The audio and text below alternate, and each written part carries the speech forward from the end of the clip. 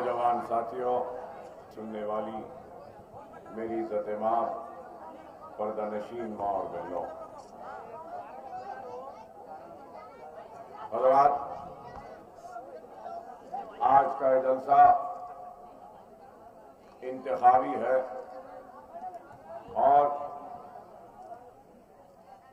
सारे मुल्क में इंतखाबात हो रहे हैं और इस इंतखाबात के बाद 16 मई को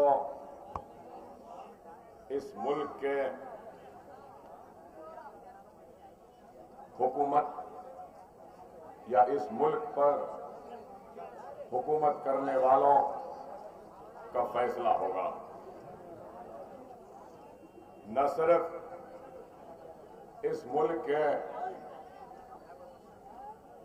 या इस मुल्क पर हुकूमत करने वाली जमात का फैसला होगा, पार्टी का फैसला होगा, बल्कि हमारे रियासत जो अब तक आंध्र प्रदेश है, इंतखाबात के बाद तेलंगाना बन जाएगा तो तेलंगाना वो आंध्र प्रदेश दोनों रियासतों के भी हुक्मरानों का फैसला होगा। इंतखाबात 5 बरस में एक मर्तबा आते हैं और 5 बरस में एक मर्तबा आप अपने वोट के जरिए अपने पसंदीदा उम्मीदवार का इंतखाब करते हैं और उसको जिम्मेदारी देते हैं कि वो आपकी नुमाइंदगी करे, आपकी आवाज बने, आपके लिए जिद्दोजहद करे, आपके लिए लड़े और आपको हक दिलाए, इंसाफ दिलाए और आपके परेशानी के वक्त आपके दरमियान में रहे, आपके दुख और दर्द में भी आपका साथ दे। इस उम्मीद, इस तवक्को के साथ आवाम अपने वोट का इस्तेमाल करती है और उसके साथ साथ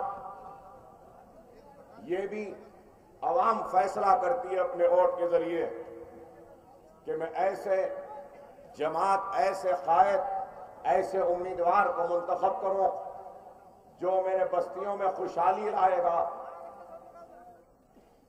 जो मेरी बस्तियों की हिफाजत करेगा, जो मेरे घरदार की हिफाजत करेगा, जो मेरे घर के बच्चों को रोजगार के मौकों की तलाश में जिद्दोजहद करेगा, जो मेरी घर की मां और बहनों की इस्मत और आबरू की हिफाजत करेगा और जो मेरे बस्तियों को आबाद करेगा, उनका तहफ्फुज करेगा।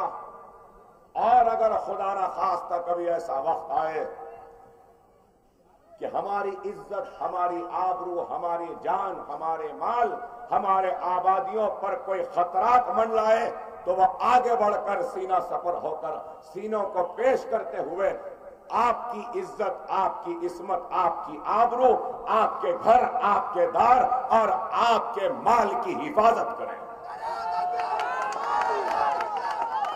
ये एक उम्मीद है, ये एक आस है जो हर गरीब एक सियासी जमात से, एक सियासी रहनुमा से और एक इंतखाबात के उम्मीदवार से लगाता है। और अगर आज हम देखें तो हमारे इस मुल्क में कई सियासी जमातें हैं, चाहे वो कांग्रेस हो, बीजेपी हो, समाजवादी पार्टी हो, बहुजन समाज हो या फिर कोई और जमात हो। बहरहाल हिंदुस्तान के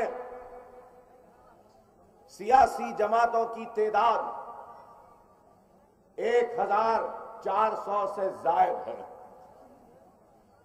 और सवाल ये है कि इन 1400 चिल्लर सियासी जमातों में कितनी जमातें हमारी है कितनी जमातों के साथ हमारी वाबस्तगी है, कितनी जमातें हमारे लिए सोचती हैं, कितनी जमातें हमारी फिक्र करती हैं, कितनी जमातें हमारी इज्जत की हिफाजत की जिम्मेदारी लेना चाहते हैं, कितनी जमातें हमारी आबादियों को महफूज रखने के लिए जिद्दोजहद करने को तैयार हैं, कितनी जमातें हमारे बेरोजगार बच्चों को रोजगार देने के लिए तैयार हैं, कितनी जमातें हमारी मां और बहनों की इस्मत और आबरू की हिफाजत करने का जिम्मेदारी उठाने को तैयार है। अगर आज हम इन बातों पर नजर डालते हैं तो 1400 चिल्लर जमातों में अफसोस के साथ कहना पड़ता है कि उंगलियों पर गिन सकते हैं जिसको हम ये कह सकते हैं कि ये हमारी जमात है। जमातें तो बन जाती हैं, लेकिन आप बताओ अक़लियतों के लिए जिद्दोजहद करने वाली जमातें इस मुल्क में कितनी है? एक केरला में है तो दूसरी आपके इस आंध्र प्रदेश में है। इसके अलावा कहां है बताइए? आज आप गौर करो कि आज हिंदुस्तान में इतनी जमातें हैं और ये सारी जमातें हिंदुस्तान के सबसे बड़ी अक़लियत मेरी मुराद मुसलमानों से है। उनको इलेक्शन के वक्त मैनिफेस्टो की इजराई के जरिए सुनहरी ख्वाब दिखाते हैं, हसीन वादे करते हैं और उसके बाद वादे वफा नहीं होते। हर किसी ने हमारे साथ बेवफाई की, हर एक ने हमको एक वोट बैंक की तरह इस्तेमाल किया, इख्तिदार को हासिल किया, कुर्सियों पर बैठे और बैठने के बाद हमको भुला दिया, हमसे किए गए वादों को भुला दिया, हमसे किए गए ऐलानात को फरामोश कर दिया।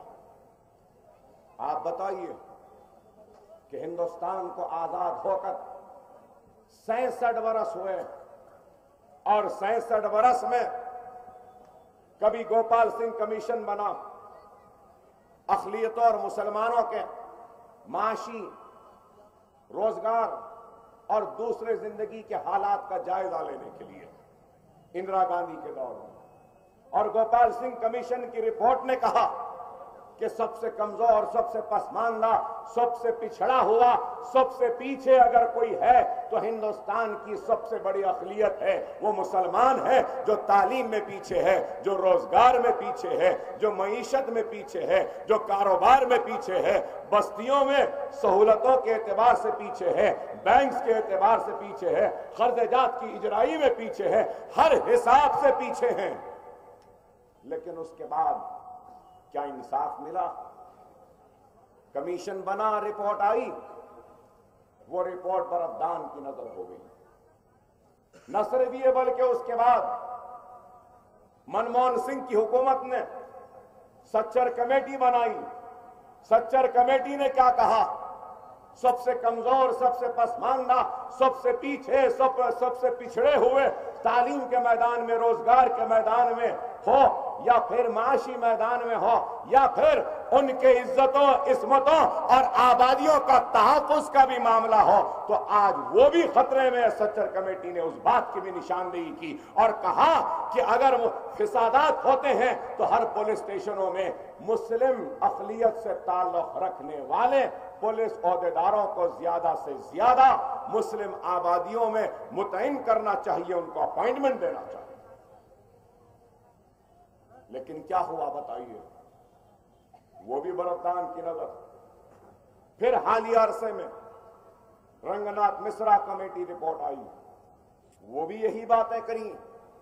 आगे चढ़कर, आगे बढ़कर रंगनाथ मिश्रा कमेटी ने कहा कि अगर मुसलमानों की अक़लियतों की, सारे अक़लियतों की अगर पसमानदगी को दूर करना है तो इनको तालीमी, माशी और रोजगार में, इनको तालीमी और रोजगार में इनको रिजर्वेशन देना होगा और जब रिजर्वेशन दिया जाएगा तभी इनके पसमानदगी, इनकी कमजोरी, इनका पिछड़ापन खत्म होगा।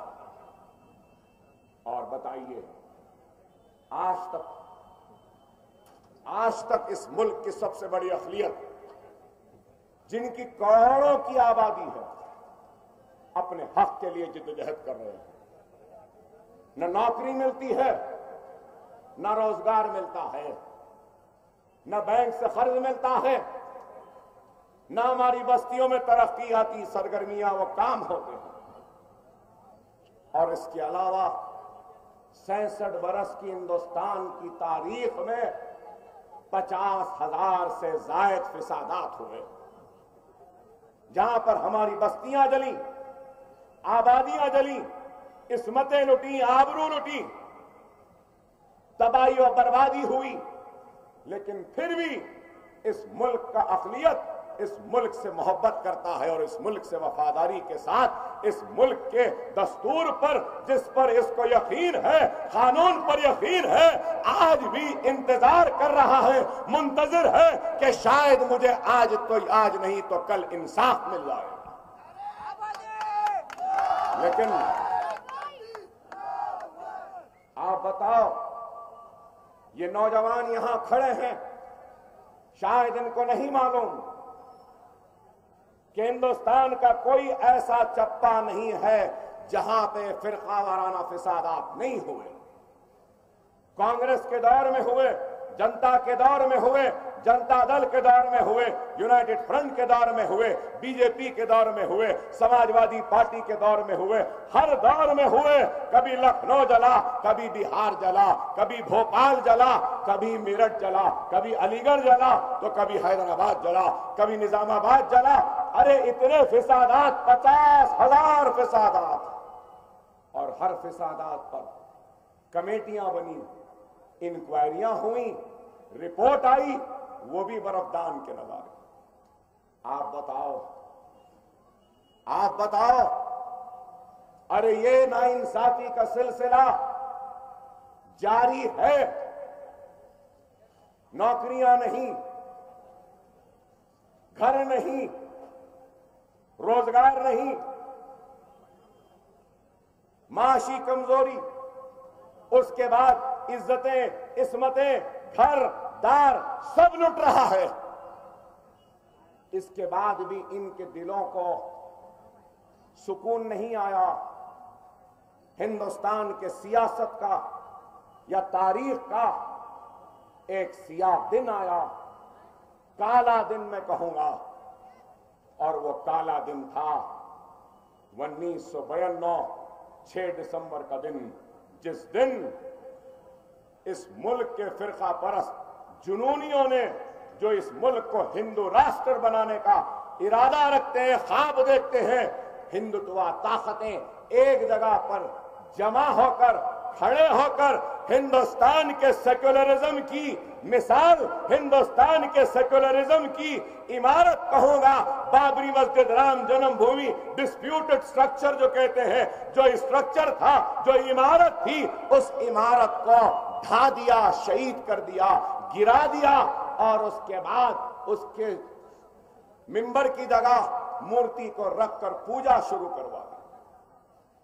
आप बताओ, इसकी शहादत से पहले क्या सुप्रीम कोर्ट में हलफनामा नहीं दिया गया कि हिफाजत करेंगे?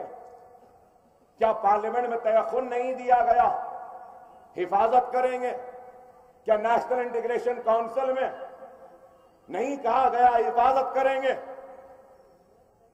अरे हिंदुस्तान की सारी पुलिस फोर्स की मौजूदगी में नारे लगाए गए कि एक धक्का दो, बाबरी मस्जिद को गिरा दो। कोबरा जो इंकशाफात आए हैं उसमें सारी तफसील आई कि ट्रेनिंग दी गई, बम लगाए गए, धमाके लगाए गए, और उसके बाद बाबरी मस्जिद, राम जन्मभूमि और उस डिस्प्यूटेड स्ट्रक्चर और उसके साथ ही साथ हिंदुस्तान के सेक्युलरिज्म की जो मिसाल थी वो ढा दी गई, वो शहीद कर दी गई।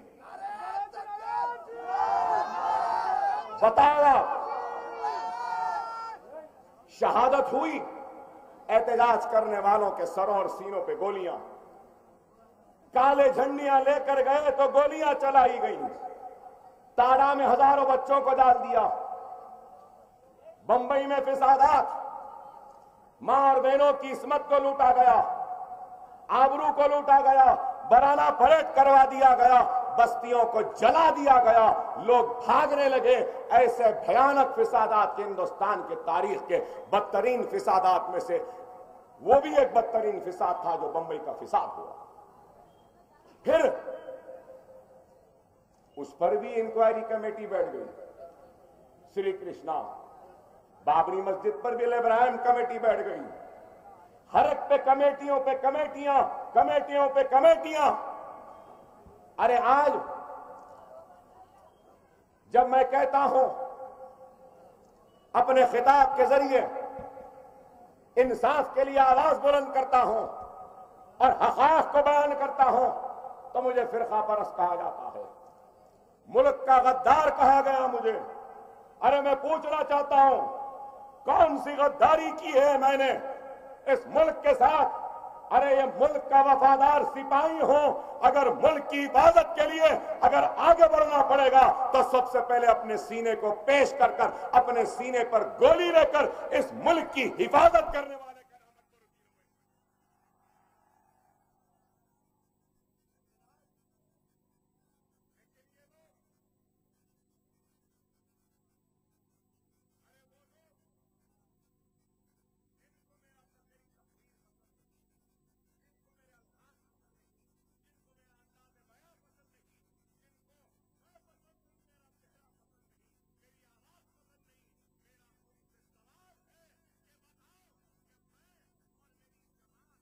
मुतंगी रुद्रारम संगारेड्डी के मसाजिद को शहीद करने पर एहतजाज कर वहां जाकर मस्जिद के शहादत को रुकवाए और जितनी शहीद हुई थी उसको तामीर करवाए, तो हम पे मुकदमा और हम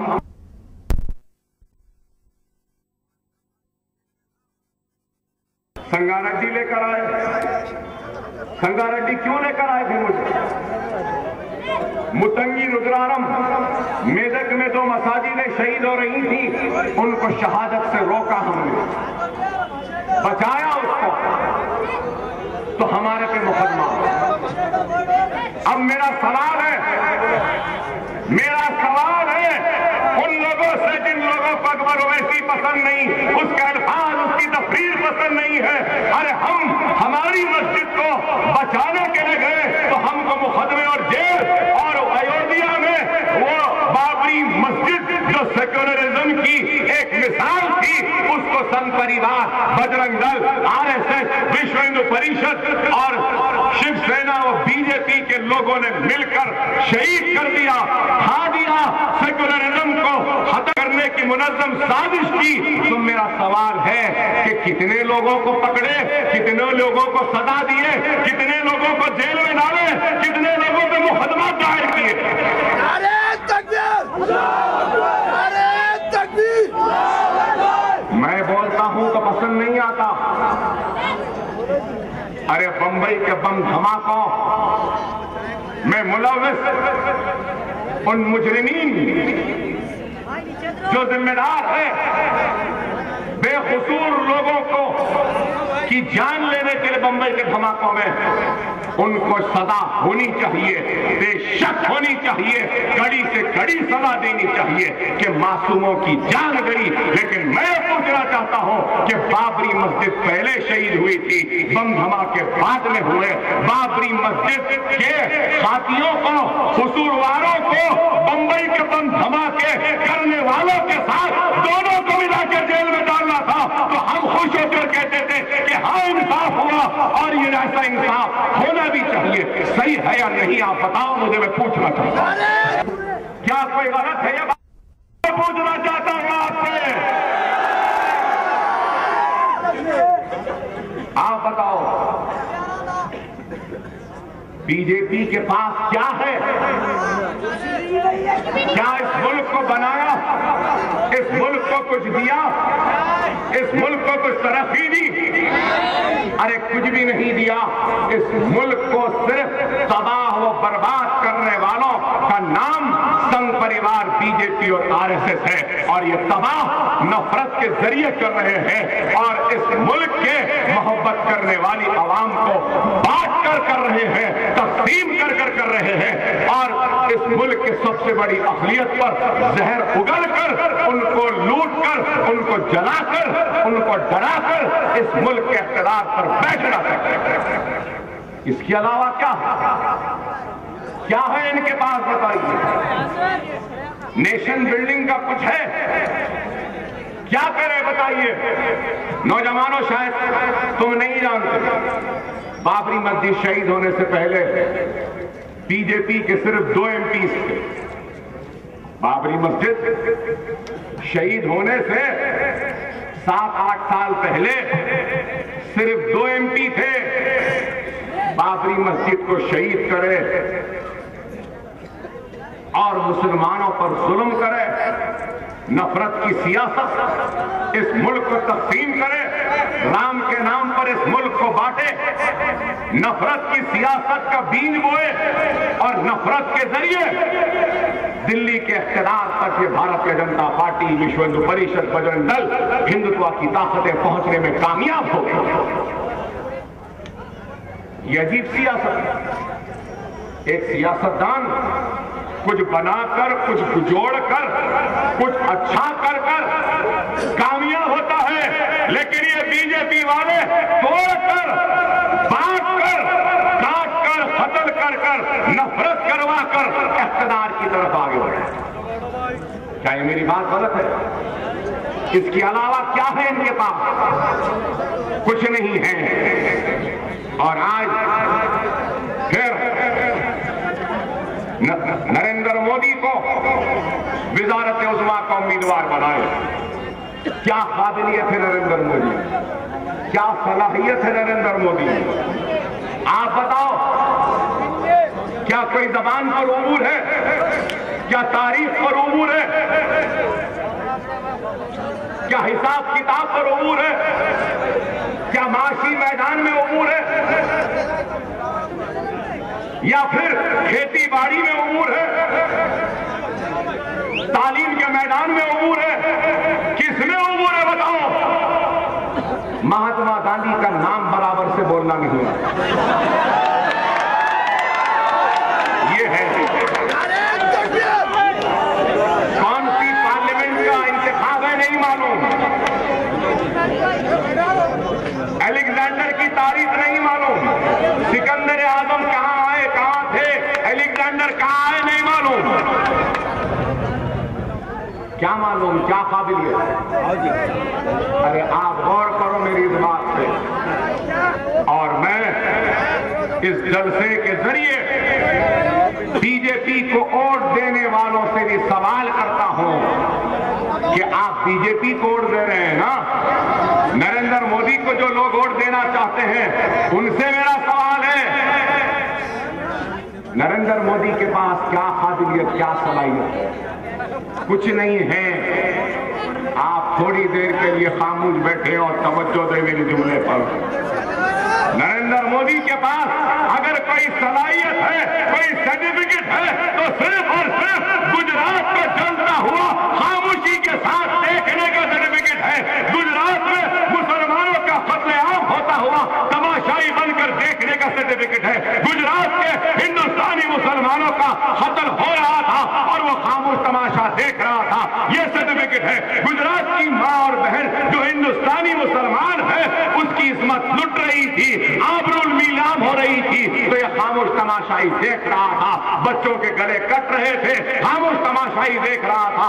जल रहा था गुजरात, ये तमाशा देख रहा था। लोग तो कहते हैं कि सारे फिसादात में ये आदमी पीछे से सबको शय दे रहा था कि जाओ लूटो, काटो, जलाओ, मैं तुम्हारे पीछे तुमको बचाऊंगा। इसके अलावा क्या है? बीजेपी को वोट देने वालों, अगर आज भारत माता कहते हो तो मैं पूछना चाहता हूं, क्या बाबरी मस्जिद की शहादत, गुजरात के फिसादात, क्या भारत मां के ऊपर एक कलंक की तरह इन बीजेपी वालों ने नहीं थोपा? क्या वो जिसकी इस्मत लुटी, आबरू लुटी, क्या वो भारत मां की बेटी नहीं थी? क्या वो भारत मां की मां नहीं थी? क्या वो भारत माता के सुपुत्र नहीं थे? बताओ, मैं पूछना चाहता हूं। आज तक बाबरी मस्जिद का इंसाफ हमको नहीं मिला। बाबरी मस्जिद को शहीद करने वालों को सजा नहीं मिली। गुजरात में लूटने जलाने वालों को भी सजा नहीं मिली। आज तक श्री कृष्णा कमेटी में जिन लोगों की निशानदेही हुई उन लोगों को भी सजा नहीं हुई। किसने फिसाद बर्पा किया था मुंबई में? शिवसेना वालों ने किया था। अरे इंसाफ का तकाजा तो यही था कि टाइगर मेमन के साथ बाजू के जेल के बैरक में उन सारे शिवसेना के लोग, जिसमें बाल ठाकरे भी था, उनको भी जेल में बंद कर देते तो ये इंसाफ का तकाजा था। और मुसलमान और ये मुल्क का सेक्युलर जहन रखने वाला हर शहरी खुश होता कि हाँ, इंसाफ बराबर हुआ। उन धमाके वालों को भी सजा हुई, ये काटने वालों को भी सजा हुई। लेकिन ऐसा नहीं हुआ। जब आगे बढ़कर इन बातों के लिए जिद्दोजहद करते हैं तो हम बुरे हो जाते हैं। हम कुछ बोले तो बोले। सुब्रमण्यम स्वामी क्या कहता है बीजेपी का? अखबारात में आर्टिकल आया, सुब्रमण्यम स्वामी कहता है कि मुसलमानों को वोट देने का हक जो है इस मुल्क में वो छीन लेना चाहिए, उससे महरूम कर देना चाहिए। क्या बात है बताइए। आज ऐसे लोग बीजेपी में वो कहे तो कह सकते हैं, और अगर हम कुछ कहें तो हम फिरका परस्त, हम मुल्क दुश्मन, हम गद्दार। अरे मैं कुछ कह रहा हूं तो ये मेरा अल्फाज नहीं, ये मेरे भाइयों का, बहनों का गम है, गुस्सा है, नाइंसाफी की पुकार है, उनकी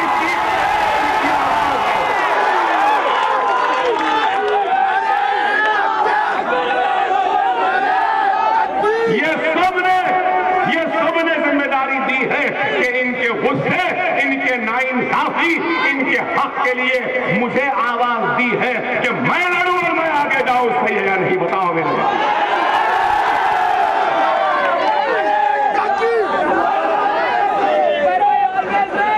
और आज भी बीजेपी क्या कहती है?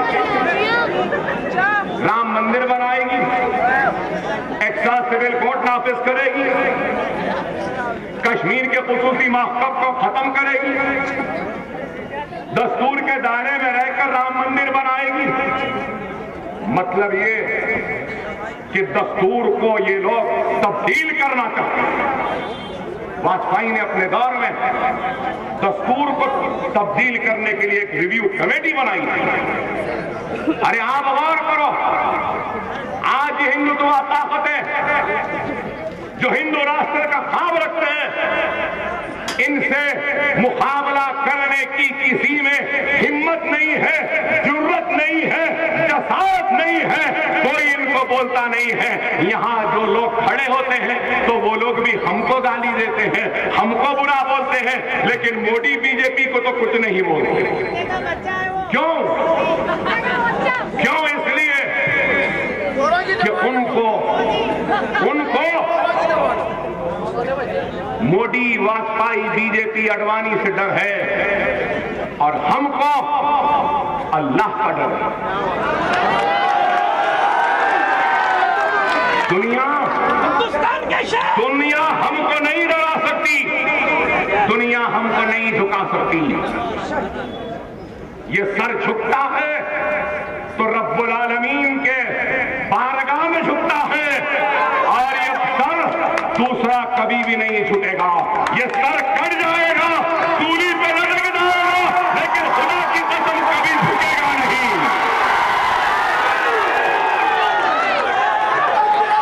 क्योंकि ये सर अकबर अवैसी का सर नहीं, मेरे भाइयों के गुरूर का सर है, उनके उम्मीद का सर है, उनके गुस्से का सर है।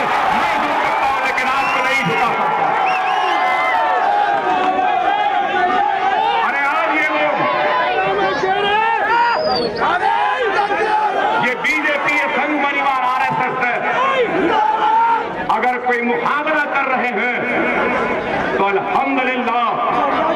शुक्र अल्लाह का, हैदराबाद के गयूर लोगों की जमात मजलिस इत्तेहादुल मुस्लिमीन और आपकी जमात मुकाबला कर रही है। आज कोई नहीं है जो इतना खुल के उनसे मुकाबला कर रहा है। अरे कोई नहीं है जो इस बेबाकी से बोलते हैं इस मुल्क में सिवाय मजलिस के। अरे हमारे से दुश्मनी है तो क्यों है? इस वजह से है कि ये डरते नहीं है किसी से, ये घबराते नहीं हैं, बहुत बोलते हैं। इनको खत्म करना है, उनको हमसे दुश्मनी है। इसलिए है कि अगर ये आवाज को यहां नहीं दबाया जाएगा तो ये आवाज हिंदुस्तान में एक नए इनकलाब को पैदा करेगी। ये खौफ है उनको, जिस वजह से हमारी आवाज को दबाना चाहते हैं। अगर मेरी बात गलत है तो अकबर ओवैसी को जाने दो ना बंबई। अगर मेरी बात गलत है तो अकबर ओवैसी को जाने दो ना गुजरात। अगर मेरी बात गलत है तो अकबर ओवैसी को जाने दो ना उत्तर प्रदेश मुजफ्फरनगर। अगर मेरी बात गलत है तो जाने दो ना मुझे आसाम। नहीं जाने देते। और जब जाने को निकलता हूं तो हमारे ही सफों के मुनाफिकीन और मीर सादिक मीर जाफर की औलादों को हमारे में इंतशार डालने को भेज देते। अरे गौर करो मेरे भाई। 15 बरस पहले एक मासूम नौजवान जिसको इख्तिदार का पता नहीं था, दौलत का पता नहीं था, जीत का पता नहीं था और न हम का न हार के गम का पता था, न जीत की खुशी का पता था। बस निकल गया था मासूम इत्तेहाद की तड़प में, ख्वाहिश में, और आपके दरमियान में आया था 15 बरस पहले। तो यही कहा था कि आज आप मुझे वोट दे दो। मेरा ख्वाब है कि मैं मेरे इस हल्के के बच्चों के खानों पर बस्ता थमाऊंगा, हाथ में किताब और कलम थमाने को आया। आज ये मदरसे खड़े हैं, आज ये मदरसे खड़े हैं अकबरुद्दीन ओवैसी की वादे को पूरा करता हुआ मैं बता रहा हूं। और ये इमारतों की बुलंदी मेरे इरादों की बुलंदी नहीं है। मुझे वोट देने वाले हर फर्द के इरादों की बुलंदी की निशानी बनकर खड़े हैं। फिर मैंने और एक बात कही थी, आप मुझे वोट देंगे तो मैं आपके इत्तेहाद की आवाज को हिंदुस्तान के कोने कोने तक पहुंचाऊंगा। बताओ मेरे बुजुर्गों, क्या ये मैंने कहा था या नहीं कहा था? उस वक्त लोग बोले बच्चा है क्या जीतेगा, लोग बोले बच्चा है बातें कर रहा कैसे करेगा। अरे आज मैं पूछना चाहता हूं, जो लोग हमको बच्चा कहते थे, जो लोग हमको बच्चों की जमात कहते थे, जो लोग हमको पुल के उस पार की जमात कहते थे, जो लोग हमको पुराने शहर की जमात कहते थे, जो लोग हमको रक्षे वालों की जमात कहते थे, बंडी वालों की जमात कहते थे, झटके वालों की जमात, पंचर वालों की जमात कहते थे, बताओ मैं तुमसे पूछना चाहता हूं, आज मजलिस इत्तेहादुल मुस्लिमीन हैदराबाद पुराने शहर की नहीं बल्कि हिंदुस्तान के सबसे बड़ी अक़लियत मुसलमानों के दिलों की धड़कन बन चुकी है।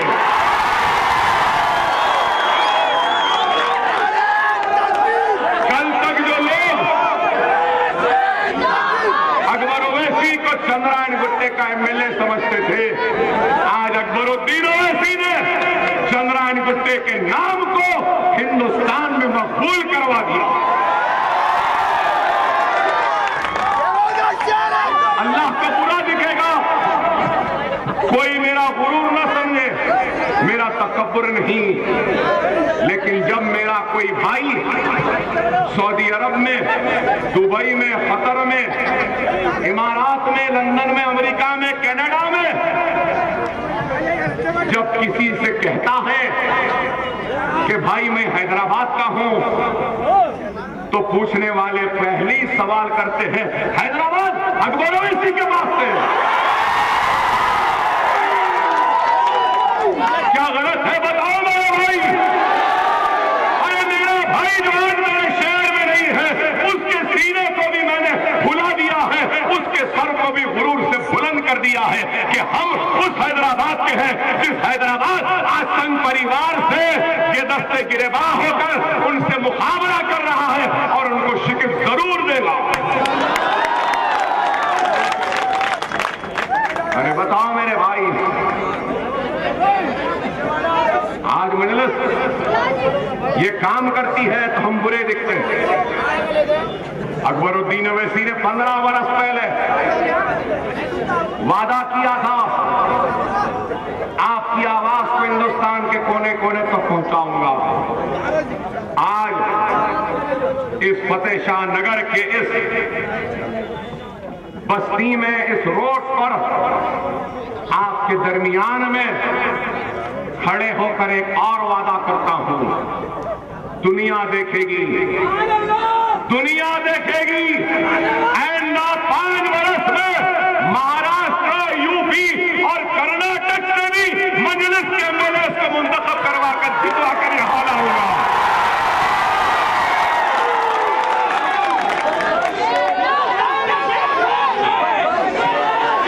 और एक वादा है, एक अकबर ओवैसी से ये इतना परेशान है ना, 5 वर्ष में कम से कम 5 और अकबर ओवैसी को पैदा करूंगा।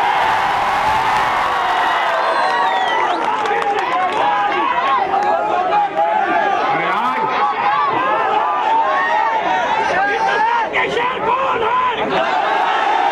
अब कोई डर नहीं रहा मेरे भाई, ना मौत का डर है, ना गोलियों का डर है, ना चाकू का डर है, ना तलवार का डर है, किसी का भी नहीं है।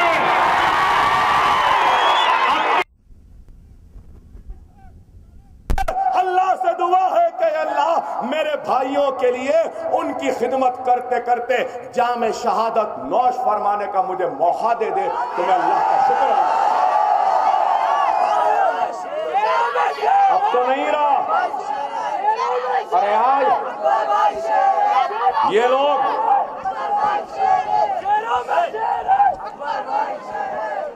नरेंद्र मोदी